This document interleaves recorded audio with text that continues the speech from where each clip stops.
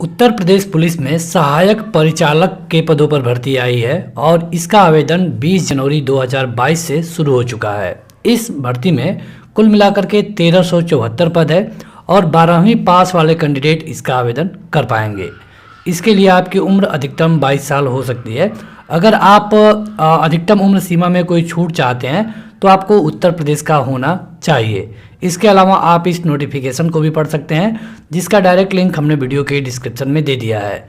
जो यहाँ पर आपका 12वीं होगा, इसमें भौतिकी और गणित जरूर होना चाहिए, तभी आप इसका आवेदन कर सकते हैं। इसके अलावा अगर आप DOEC या फिर NIELIT से O लेवल का प्रमाण पत्र रखते हैं, तब आपको कुछ वरीयता दी जाएगी, क्योंकि ये अधिमानी अर्हता है। इसके अलावा अगर आप प्रादेशिक सेना में 2 वर्ष का अनुभव है, तब आप इसका आवेदन करेंगे तो आपको वरीयता मिलेगी, या फिर NCC में। आज के इस वीडियो में हम इसका आवेदन करने वाले हैं। इस वीडियो को देख करके आप अपना आवेदन अपने मोबाइल से कर सकते हैं। वीडियो के डिस्क्रिप्शन में आपको नोटिफिकेशन के साथ ऑनलाइन करने का लिंक भी मिल जाएगा और आप वहां पर क्लिक करते ही सीधे इस पेज पर आ जाएंगे। जब भी आप अपना आवेदन करने जाएं तो ज़रूरी से आप इसका नोटिफिकेशन ज़रूर पढ़ लें। यहाँ पर आवेदन शुरू करने के लिए आपको 2 विकल्प मिलेगा। क्या आप नया उपयोगकर्ता हैं या फिर आपने पहले से लॉगिन कर लिया है? तो अगर आप पहली बार आ रहे हैं तो आपको न्यू यूजर पे क्लिक करना होगा।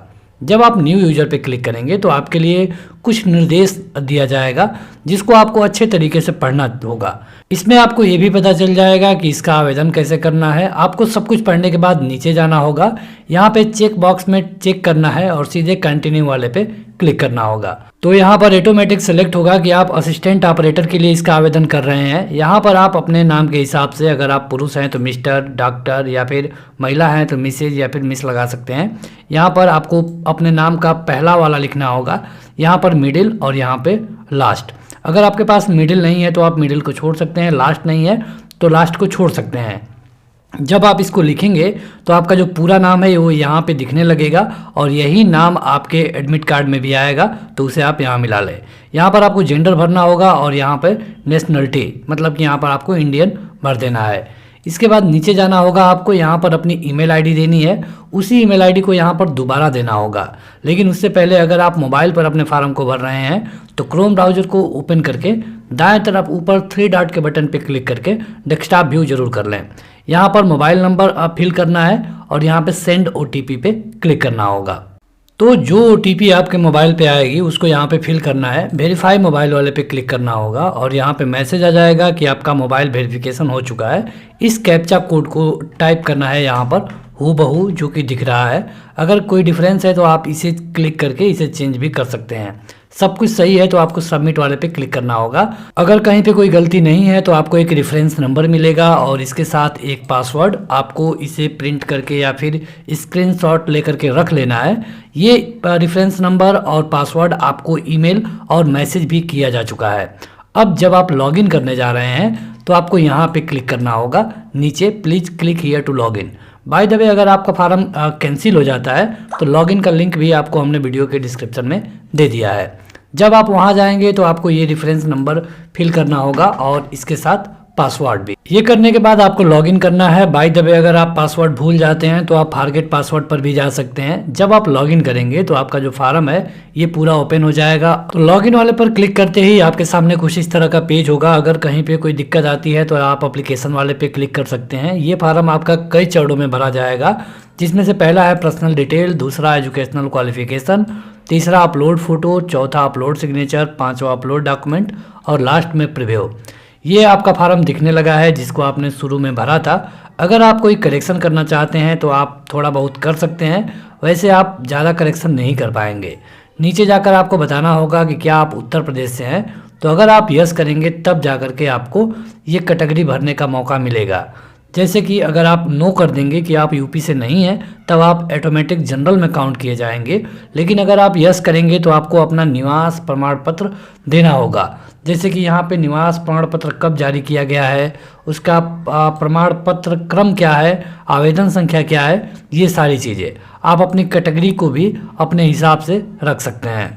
कैटेगरी में अगर आप जनरल के अलावा कोई भी कैटेगरी करेंगे तब आपको अपने कैटेगरी के लिए उसी तरह अपने कैटेगरी का जारी करने का डेट, उसका प्रमाण पत्र क्रमांक, आवेदन पत्र क्रमांक देना होगा। अगर आप इसमें जनरल कर देते हैं तब आपको कैटेगरी वाला प्रूफ देने की जरूरत नहीं पड़ेगी। जाएंगे तो आपको सेक्शन सेकंड वाले में दिखेगा कि क्या आप स्वतंत्रता सेनानी आश्रित हैं, तो अगर आप हैं तो यस करना है। जब आप यस करेंगे तब आपको इससे संबंधित भी प्रूफ देना पड़ेगा, जैसे कि प्रमाण पत्र क्रम संख्या, प्रमाण पत्र जारी करने वाला अधिकारी कौन सा है, क्या आपके पास आवश्यक प्रमाण पत्र है, क्या आप यूपी के कर्मचारी हैं।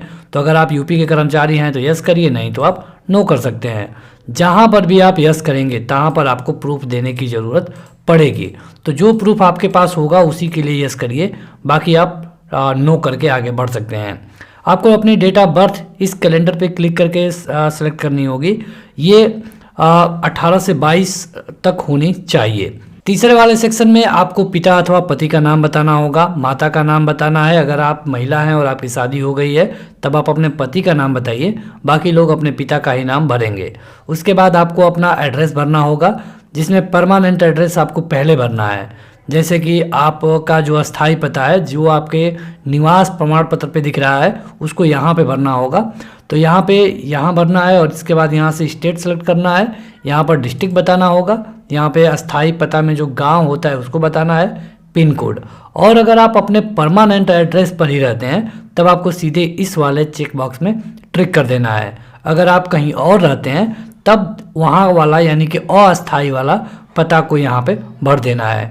आप में से अधिकतर लोग होंगे जिनका दोनों सेम होगा, तो केवल आप परमानेंट एड्रेस भरने के बाद यहाँ पे चेक बॉक्स पे ट्रिक कर दें, ये वाला ऑटोमेटिक फिल हो जाएगा। सब कुछ होने के बाद आपको सेव एंड कंटिन्यू वाले पे क्लिक करना है। कुछ लोगों को यहाँ पर अधिकारी का नाम भरने में दिक्कत आ सकती है, तो यहाँ पर आपको तहसीलदार लिख देना है या फिर एसडीएम लिख सकते हैं। कहीं पर भी कोई दिक्कत नहीं होगी, क्योंकि जो निवास प्रमाण पत्र होता है आपके तहसील या फिर एसडीएम के द्वारा ही जारी किया जाता है। तो जब आप सेव एंड कंटिन्यू पे क्लिक करेंगे तो सीधे आप अगले पेज पे भेज दिए जाएंगे, जहां पर अब आपको एजुकेशनल क्वालिफिकेशन भरना है। एजुकेशनल क्वालिफिकेशन में देखिए यहाँ पर आपको पहले 10वीं के बारे में भरना होगा, जैसे कि 10वीं के बोर्ड का नाम क्या है।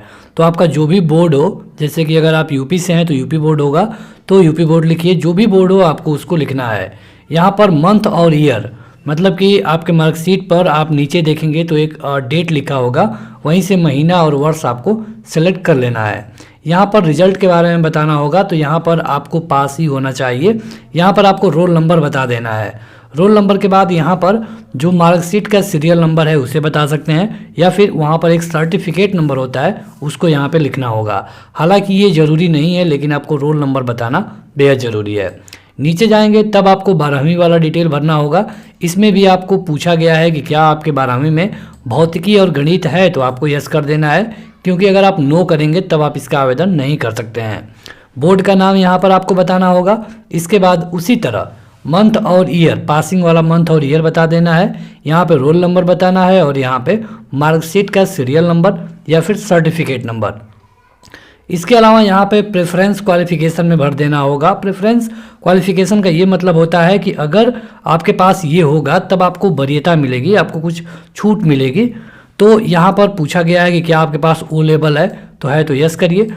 इसके बाद यहाँ पूछा गया है कि क्या आपने सेना में, प्रादेशिक सेना में 2 साल तक काम किया है, तो अगर आप किया है आपने तो यस करिए, नहीं तो आप नो कर सकते हैं। तो जो भी आपके पास होगा उसे यस करना है।